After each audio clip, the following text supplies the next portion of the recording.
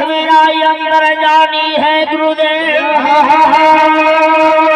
बाबू कैलनाथ बाबा महावीर जी बजरंग बली।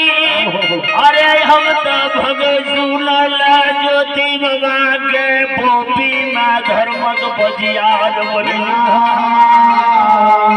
फूल के कारण यंदू बाबा के मुगमा में टकलिए। जब कमल सूखे लागले सखुआ मोहन में बेनियो बाबा के धर्मो थी।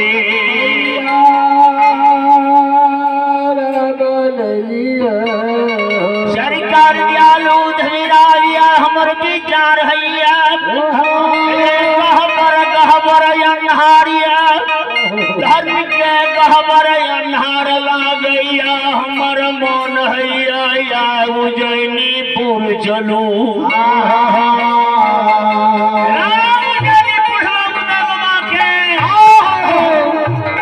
धर्मराज के पनियारे साँझ दे के वास्ते उज्जैनी में चलू।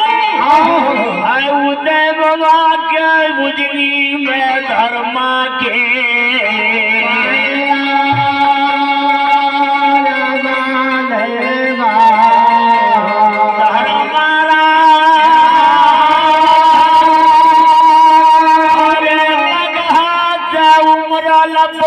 मगहैया मगहल मगहैया। बाबू कैलदास बाबा महावीर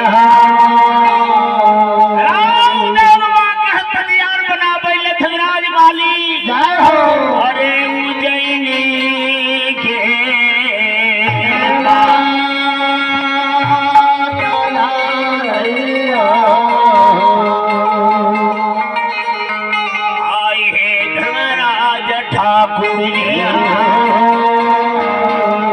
धनराज मालिक बाबू कैलाश।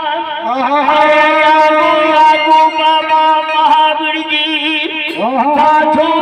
बाबू कैलाश। अरे उज्जैनी के बटिया उदय बाबा के बजियार बनाबला जाब रहले। धर्मराज बाबा दूल्हा कल पाट जा।